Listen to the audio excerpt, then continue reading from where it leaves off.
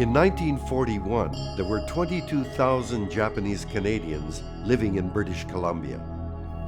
There had been anti-Asian racism for decades, but after the attack on Pearl Harbor on December 7th, they were now viewed by many as enemies.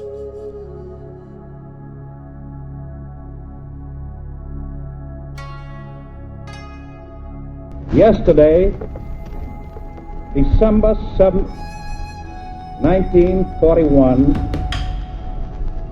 a date which will live in infamy. The United States of America was suddenly and deliberately attacked by naval and air forces of the Empire of Japan. Within days, the Canadian Pacific Railway fired all Japanese Canadian employees. Other industries followed. 1,200 fishing boats were seized. Radios were confiscated, the government fearful that they might be used to communicate with the enemy. Immediately after Pearl Harbor, Japanese soldiers overran Hong Kong, where 2,000 inexperienced Canadian troops were stationed.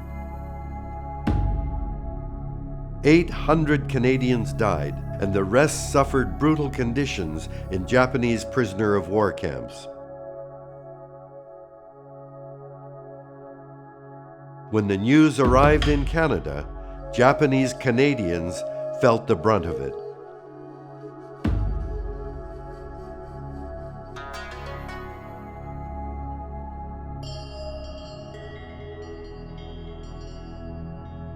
Muriel Kitagawa, a writer, was 29 years old at the time and a mother of 2. "We have been tempered for the anti-Japanese feelings these long years," she wrote to her brother. "It is only intensified into overt acts of unthinking hoodlumism, like throwing flaming torches into rooming houses and bricks through plate glass."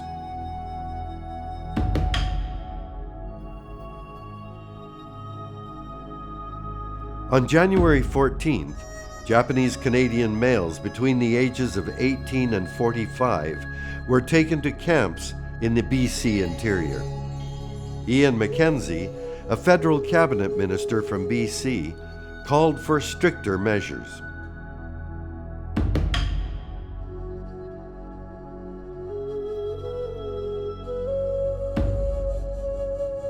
Six weeks later, 21,000 Japanese Canadians were told to pack a single suitcase and were taken to livestock barns where they were photographed and fingerprinted.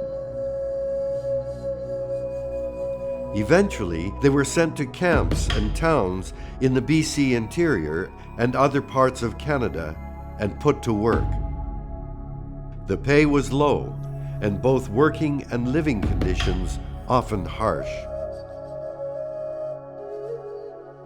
"Let our slogan be for British Columbians," Ian Mackenzie said, "No Japs from the Rockies to the seas."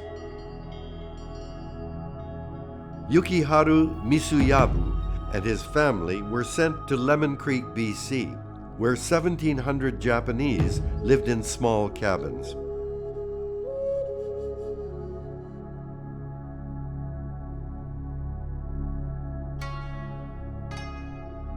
We were forced to pay for our own imprisonment out of our own pockets, a requirement not even imposed on hardened criminals. On January 19, 1943, the federal government passed a law authorizing the sale of all seized property without the owner's consent.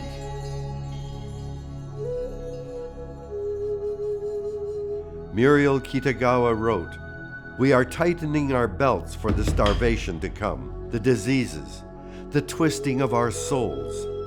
Death would be the easiest to bear."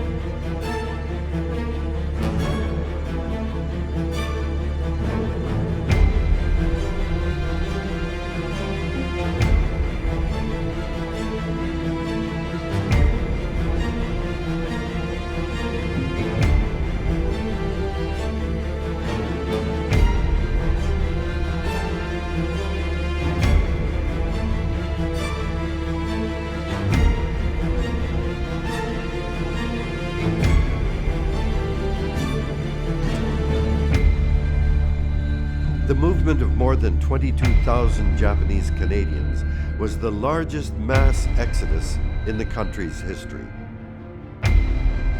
Muriel Kitagawa condemned the government's actions. You who deal in lifeless figures, files, and statistics could never measure the depth of hurt and outrage dealt out to those of us who love this land. It is because we are Canadians that we protest the violation of our birthright.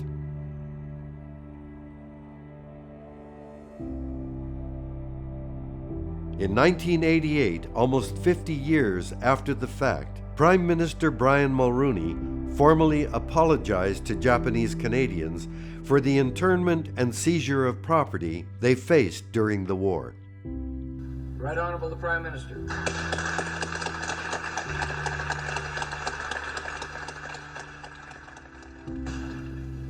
Mr. Speaker, nearly half a century ago, in the crisis of wartime, the Government of Canada wrongfully incarcerated, seized the property, and disenfranchised thousands of Canadians of Japanese ancestry.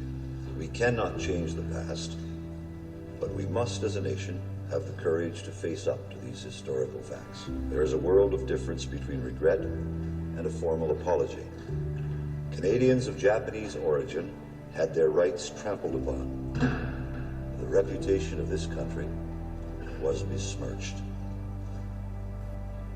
Since then, Mr. Speaker, the present government has sought a settlement with the Japanese Canadian community to put things right between them and their country, to put things right with the surviving members of the Japanese Canadian wartime community of some 22,000 persons, to put things right with their children and ours, so that they can walk together in this country, burdened neither by the wrongs nor the grievances of previous generations. It is fitting that representatives of the National Association of Japanese Canadians are present in the visitors' gallery on this solemn occasion, because today, Mr. Speaker, I have the honor to announce on behalf of the Government of Canada that a comprehensive redress settlement has been reached with the National Association of Japanese Canadians.